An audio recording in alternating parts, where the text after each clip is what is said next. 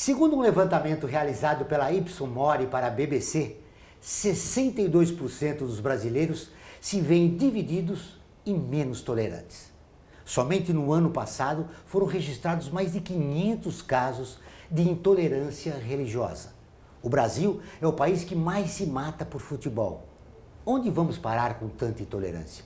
Para conversar sobre o assunto, recebemos no programa de hoje o escritor e filósofo Fernando Moraes. Olá, eu sou Joel Scala, seja bem-vindo. Está começando o Observatório do Terceiro Setor, o olhar da cidadania.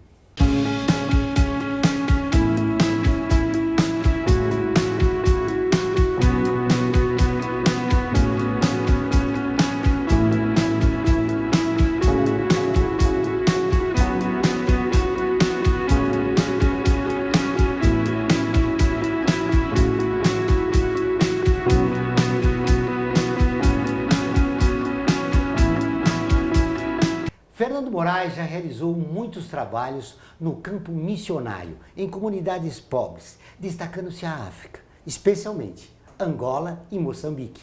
E é o autor de vários livros, como Compaixão, Um Amor em Movimento e O que Te Move. Entre eles, o mais recente é Protagonismo Feminino. Tudo bem, Fernando? Seja bem-vindo. Tudo bem, Joel. Eu que agradeço o convite. Muito bom estar aqui com vocês mais uma vez. Fernando, o que explica tanta intolerância no nosso país? Eu parto do princípio de que essa sensação que a gente vem vivendo, isso, alguns insistem em dizer que é histórica secular, mas eu vou falar do meu tempo, né? Esse tempo tão difícil que a gente vem vivendo, onde existe uma sensação de que pensar diferente já se cria uma divisão, uma nova categoria do que é diferente, né? Uma categoria estranha do ponto de vista até filosófico, porque eu acho que não tem forma mais absurda de recusar o que é o outro.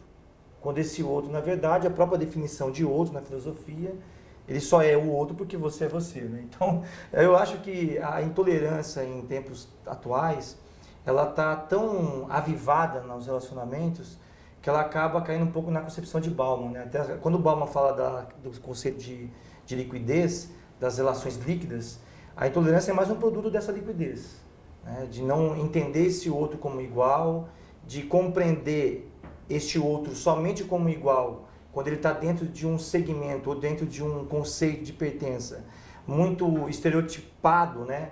Por um recorte econômico. Então, quem é esse meu igual? O que mora no mesmo condomínio fechado que eu, que tem o mesmo carro de marca que eu, que frequenta os mesmos bons restaurantes que eu. Então, eu vou definindo este meu outro a partir de um recorte econômico. E isso acaba fragilizando as condições de pertença, né? Nós convivemos com esse outro, nós precisamos desse outro. Então a intolerância, ela acaba surgindo de um aprisionamento, né, do que é ser livre, quando eu quero ser livre, mas os outros não são. Fala-se que esse Brasil da intolerância sempre existiu. Mais de 300 anos de escravidão, sim.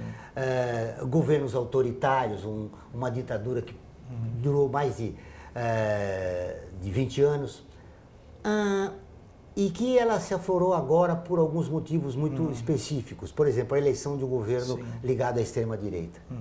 É isso? Também, eu acho que tudo isso faz parte de uma análise histórica, né, como você mesmo colocou aí.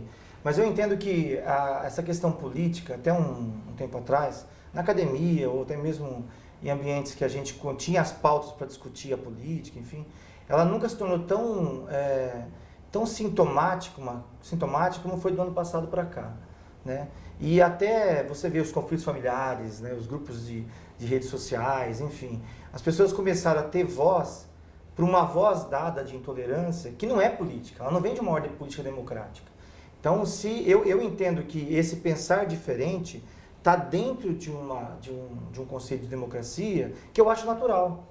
Talvez essas pessoas que discordam de mim, até muitas coisas estão certas, elas não estão erradas, mas o fato delas também discordar não quer dizer que elas estão certas.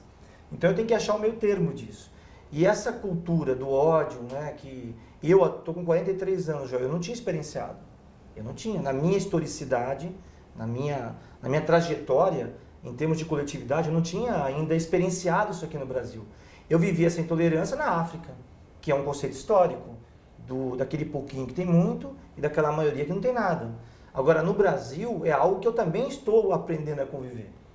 Conviver no sentido mais preocupante, né? Porque eu tenho as minhas filhas, eu tenho meus alunos na universidade, e nesse conflito entre relações afetivas e relações com o outro, eu me preocupo muito porque essa individualização ela se tornou um critério de quem são os meus iguais e quem são os meus diferentes. Você sabe que você dizendo isso, se estabeleceu no nosso país uma relação perversa entre as pessoas. Né? Ninguém está satisfeito. Há um incômodo generalizado. Sim. A saída? Eu acho que sim. Eu sou um otimista pragmático, né? Porque a saída, primeiro que como o Bauman dizia, que na modernidade líquida ele abre o livro dizendo que se tudo é inferno, vamos dar a mão para quem quer e vamos transformar um céu no meio desse inferno. E eu entendo que tem muitas pessoas que estão dispostas, com essas diferenças, criar alternativas para se criar um estado de convivência social harmonioso, que eu reconheça essa diversidade dentro dessa coletividade que é complexa. Agora, o que não dá para a gente aceitar, e aceitar com normalidade, que isso é um tempo histórico, vai passar, como eu ouço. Eu venho ouvindo muito isso de colegas, até colegas da área de humanas. Não, mas se em outro tempo já teve, mas o tempo é agora. Então eu tenho uma preocupação com as novas gerações que já vem reproduzindo esse comportamento do ódio que foi instalado a partir do ano passado, de forma muito presente. Presente dentro das nossas casas, presente dentro da família, presente dentro da escola. Então eu fico muito preocupado quando a gente também fala, não tem mais jeito. Porque a gente entra também, Joel, e é uma preocupação como filósofo, né? A gente entra no chamado espiral do silêncio de Elizabeth Neumann. Quando Elizabeth Neumann escreveu essa teoria em 1978, ela escreveu pós um estudo da Alemanha nazista. Olha que interessante, passado mais de 40 anos do nazismo. Então a Elizabeth Neumann traz uma percepção que nós estamos vivendo no Brasil. Há uma falsa ideia de que uma maioria pensa assim, e que não é, eu acho equivocado pensar dessa forma. E aí, por a maioria pensar assim, eu não quero me dispor com ninguém, eu vou me calando. Então eu vou entrando num espiral de silêncio. E eu me recuso a entrar nesse espiral. Então as pausas de enfrentamento elas têm que ser colocadas. E é um processo alienante, né? Alienante, que acaba sim. contaminando boa parte da população brasileira que é influenciada pelos meios de comunicação. E aí a pergunta é recorrente, né? Como é que a gente sai desse círculo vicioso, dessa caixinha, né? Que está deixando a maioria da população brasileira infeliz? Lembrando que a gente vive uma profunda crise econômica e social também. Sim, né? sim. Eu acho assim, eu não tenho, evidentemente, seria muito pretensioso dizer que tem caminhos alternativas e que eu sei o caminho eu sei os 10 passos para a felicidade, isso seria impossível. Mas eu entendo que pelas rodas, pelos meios que eu transito, em especial em comunidades vulneráveis, é impressionante, Joel, que onde existe a vulnerabilidade social e econômica, o sentido de pertença, de solidariedade é sempre muito mais significante, ele é mais vivo. Tem um avivamento diferente. Eu, que já venho nessa trajetória de trabalhar com minorias sociais, com muitas pessoas que estão em condição até de sobreviver, nem tá de viver. Porque, como diria Milton Santos, sobreviver, em muitas situações, significa estar em desvantagem. E mesmo assim, dentro dessa situação de vulnerabilidade, são resilientes ao ponto de superar essas situações e lidar bem com aquilo que é diferente deles. Então eu acredito muito nesse poder silencioso, que eu gosto de chamar de protagonismo social, onde as pessoas conseguem, mesmo diante de toda a diversidade que elas têm, conseguem fazer com que o outro, mesmo fora de toda essa historicidade dela, se perceba naquele processo e comece a compreender que o mundo à sua volta não é a forma que ele enxerga somente de acordo com a sua zona de conforto. Existe um mundo. Existe um organismo vivo em movimento, né? Então eu creio assim, que a intolerância e esse repúdio ao que é diferente, ele acaba criando uns subprodutos sociais. Por exemplo, pior do que a intolerância como categoria, eu entendo que a indiferença que ela produz é muito mais cruel, Joel. Eu vivi na África, por exemplo, em campos de refugiados, onde eu vi a intolerância como processo de ordem de chegada daqueles jovens que eu trabalhava na África, perderam mãe, perderam pai, jovens de 11, meninos, crianças de 10, 11 anos, que viram a mãe ser estuprada, o pai ser morto, os irmãos ser mortos, e deixaram só ele vivo para contar quem mandava naquele território. Olha que loucura. Então a intolerância ela só acontece em regimes autoritários. Em democracia, não. Em democracia é natural. Quem ainda está com esse discurso do ódio e levando a sua intolerância como algo, a minha verdade, a forma que isso não é política, isso não cabe numa democracia. E aqueles jovens que eu vi no campo de refugiados, jovens que passaram por toda a dor, né, por toda a situação adversa, mesmo assim esperançavam dias melhores. Não aprenderam a odiar, mesmo o ódio sendo presente na vida deles. Tanto que todo opressor ele é preguiçoso. Historicamente a gente sabe disso. Todo opressor é preguiçoso. Não é à toa que em regimes totalitários a pergunta é proibida. Tudo que um ditador quer, um opressor, um que deflagra o ódio, é uma pergunta, é uma resposta que vale a 1.000 anos.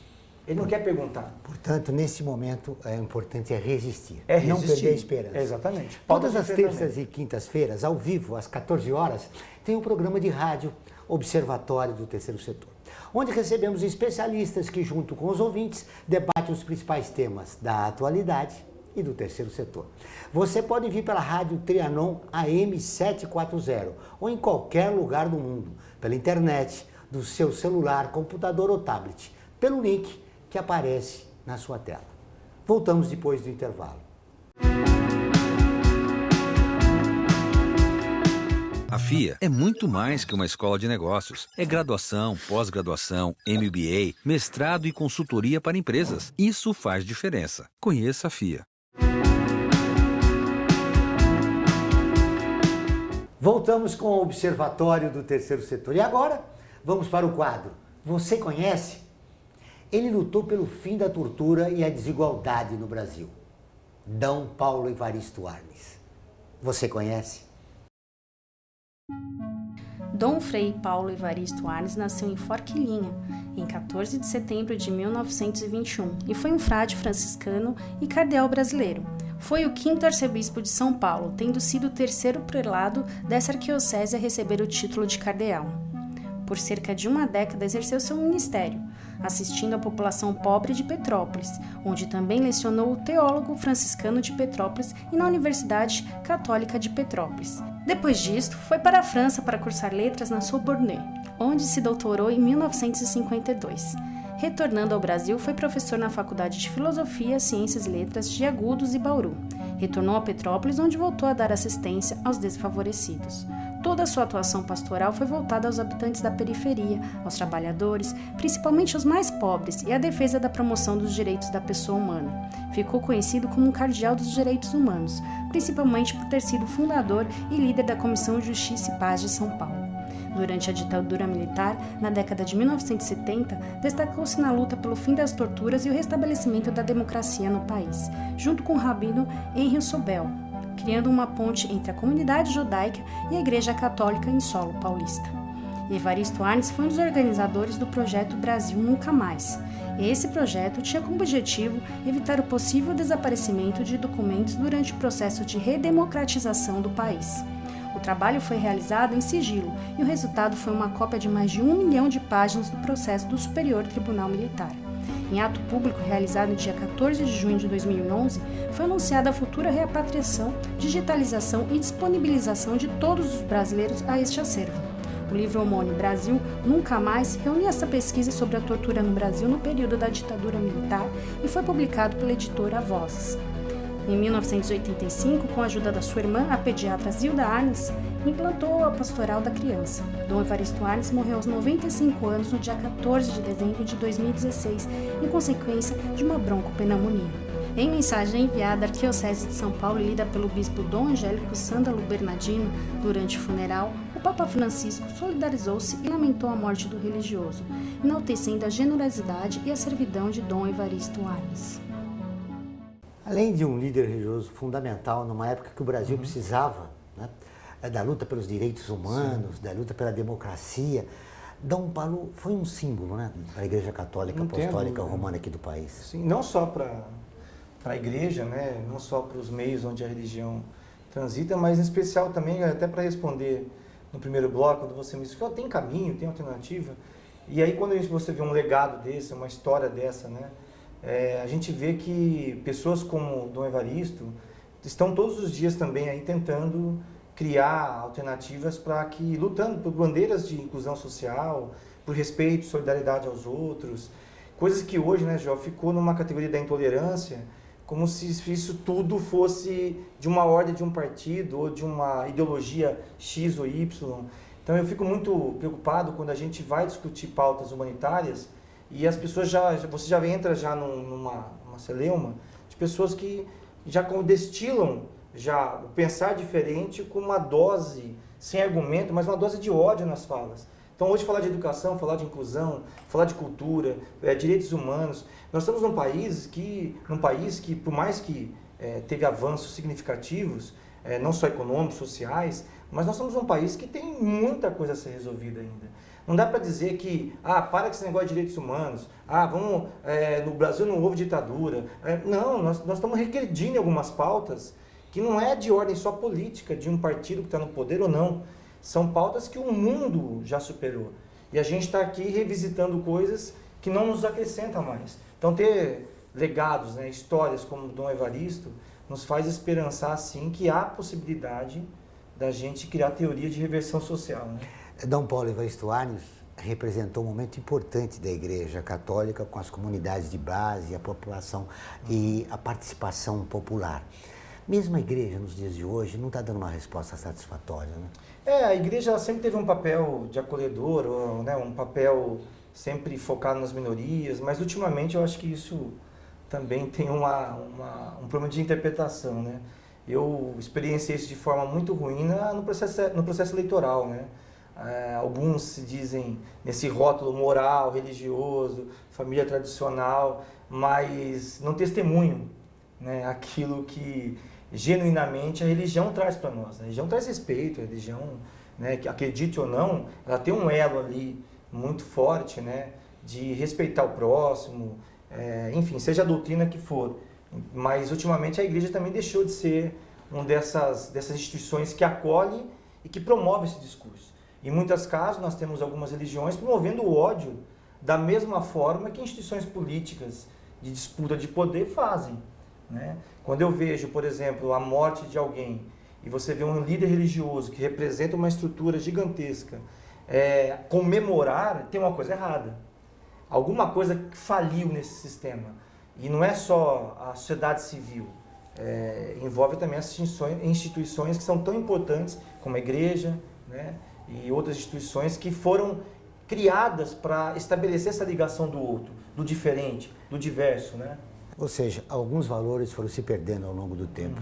E isso que a gente convive com essa mediocridade da sociedade moderna. Mas agora eu vou fazer vou dar um tempo na nossa entrevista para fazer um convite para você. Curtir a página do Observatório do Terceiro Setor. Ela é visualizada por mais de 700 mil pessoas toda semana. Ela está sempre atualizada com notícias do terceiro setor, do Brasil e do mundo. Faça com mais de 450 mil pessoas, siga a nossa página. Nós vamos para um rápido intervalo, mas antes você vai conhecer uns artigos da Declaração Universal dos Direitos Humanos, que faz parte da campanha do Observatório. Direitos humanos são direitos de todos.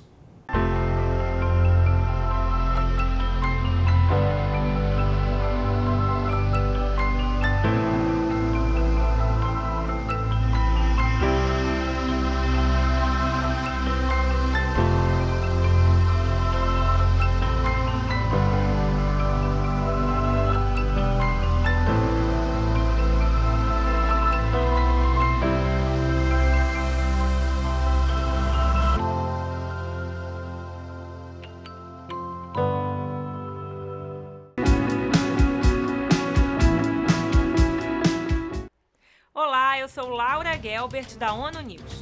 Notícias das Nações Unidas e do mundo você acompanha na página e nos programas do Observatório do Terceiro Setor, parceiro da ONU News.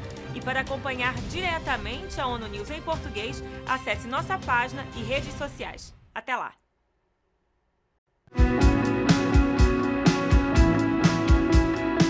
Estamos de volta com o programa do Observatório do Terceiro Setor, o Olhar da Cidadania. Não esqueça, todas as quartas-feiras, às 17 horas, tem o programa Olhar da Cidadania, na Rádio USP, com temas da atualidade e dos direitos humanos. Anote, todas as quartas-feiras, às 17 horas, na Rádio USP, em São Paulo, 93,7 e em Ribeirão Preto, 107,9 FM.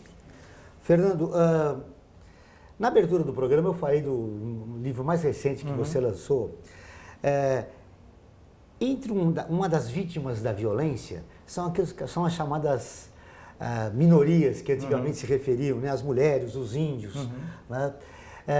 E os negros. As mulheres hoje estão sofrendo muito mais com essa intolerância. E você quis registrar isso num livro. Me conta um pouco desse livro. Esse livro foi um convite da Comunidade dos Países de Língua Portuguesa, né, CPLP. Dentro da CPLP foi criada uma federação só de mulheres, chamada Federação de Mulheres Empresárias e Empreendedoras. Então são mulheres que têm cargos de destaque, de intervenção, enfim, ou por sendo executivas de grandes companhias, ou algumas que assumiram movimentos sociais também.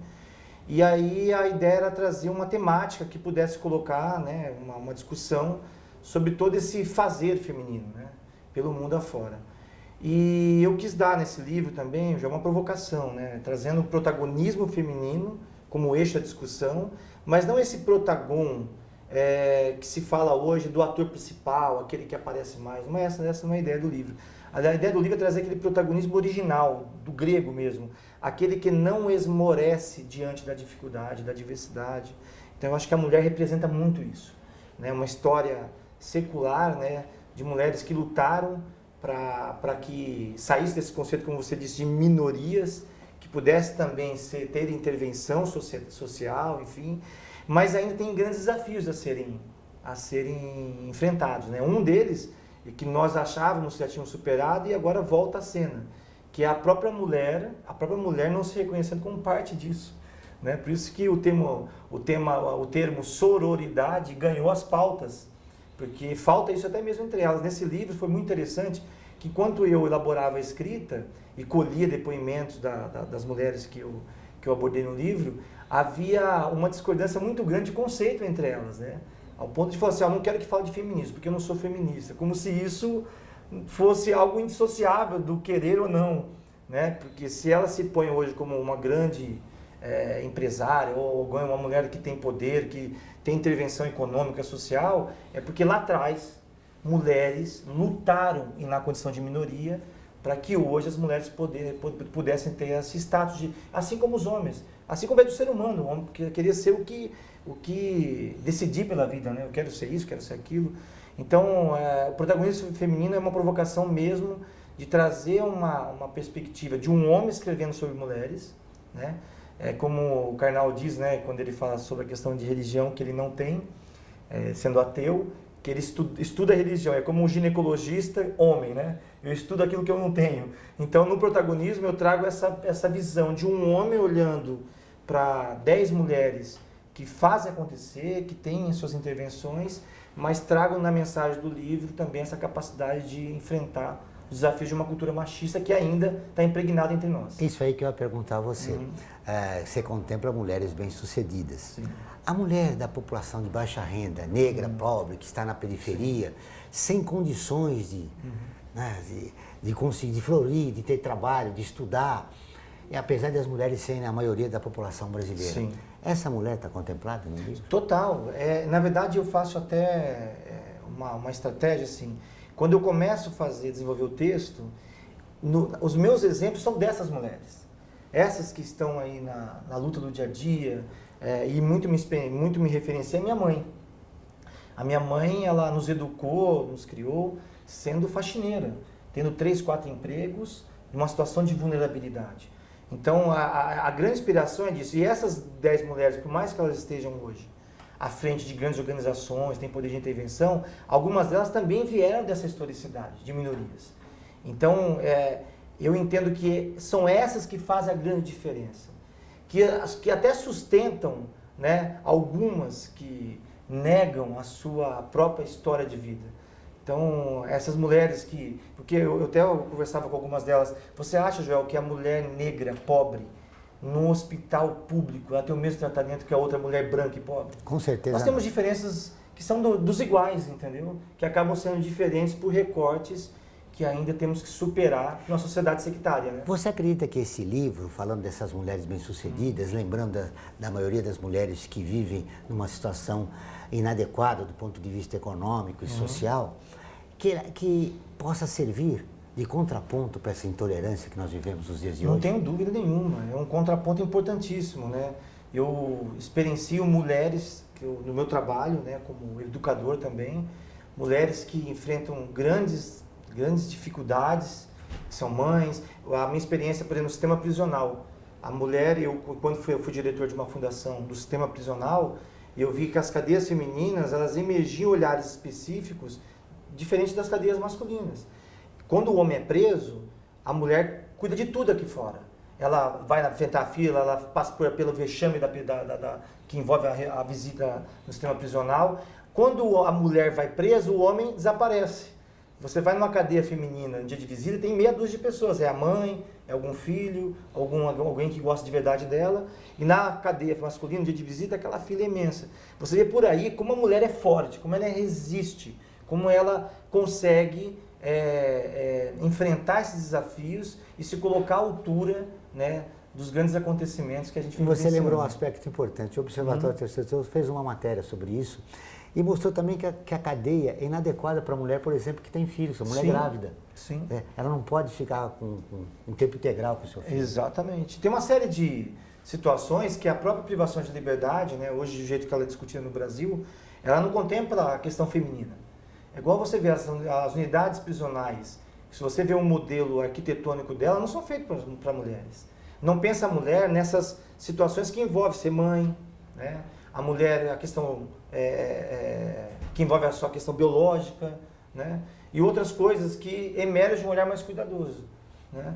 Então a gente se depara com grandes desafios ainda nas políticas públicas para que se observem melhor essas especificidades. Fernando, agradecendo a sua presença, estamos quase no final do programa. Eu preciso fazer uma pergunta a você para a gente encerrar nossa entrevista. Perfeito. Você, como todos nós, está sofrendo esse momento, né? Sim. Sentindo um incômodo, né? Uma inadequação diante dessa realidade. Quais aspectos que você acredita serem relevantes para a gente mudar definitivamente e caminharmos para uma trilha de esperança? Sim. Lembrando que nós vivemos uma crise econômica, 12 milhões de pessoas estão desempregadas. Como passar esperança para essas pessoas nessa crise moral e econômica que a gente vive no país? Olha, Joel, eu tenho pensado muito sobre isso, né? E até através do meu trabalho, dos meus livros, eu tento trazer essa mensagem nas pessoas para despertar o que é de melhor nelas, né? Eu acho que esse ódio, essa intolerância, esse repúdio ao que é diferente, como eu disse no bloco anterior, a minha maior preocupação é quando tudo isso se torna indiferença. Porque a indiferença é sentimental, ela dói, né? A diferença ela é a expressão mais visível do ódio. Ódio tão profundo que é capaz de emprestar ao outro a capacidade do não ser e do não existir. Quando a gente atinge isso, se torna um grande problema. Por isso nós temos que criar pautas, e seja elas qual forem, na área pública, ou no projeto de comunidade, na universidade, de criar culturas de pertença, que as pessoas se sintam, com toda a diversidade que entra entre nós, como alguém também que pode fazer a diferença, né? Tendo uma religião diferente, acreditando em situações diferentes, posicionamento político diferente, uma sexualidade diferente, não importa. No contexto, né, ou seja, nessa essência da coletividade, nós temos que provar para nós mesmos que há dignidade nessa diferença com o meu outro. Nessa tua trajetória, você já sofreu preconceito pelas suas posições? Muito. Eu sofro ainda nas redes sociais. Como eu te disse, pautas de direitos humanos hoje virou motivo de você ser enquadrado, rotulado, né, com adjetivos nada honestos, né?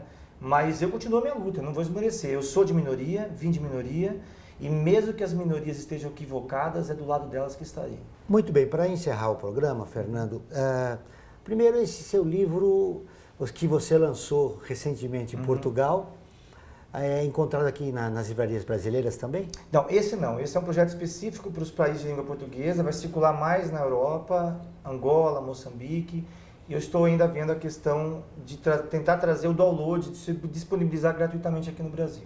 Os outros livros, no meu site, www.escritorfernandomorais.com.br, Moraes com E, né? Ou nas livrarias, Cultura, Vira, Saraiva, em qualquer livraria tem os livros disponíveis. Para fechar nossa entrevista, Fernando, o Brasil é cronicamente inviável? Não. Ele é viável, tem problemas crônicos, mas a viabilidade depende do protagonismo de cada um de nós. Muito obrigado, Fernando, pela entrevista. Espero revê-lo nos nossos próximos programas. Eu que agradeço. Obrigado. O Observatório do Terceiro Setor fica por aqui. Esses e todos os nossos programas de rádio, TV, estão no nosso portal, acessado por mais de 2 milhões de pessoas de 173 países. Acesse você também, observatorioterceirsetor.org.br. Contamos com você, sempre, na luta por uma sociedade mais justa, solidária, sustentável e tolerante. Até o próximo programa.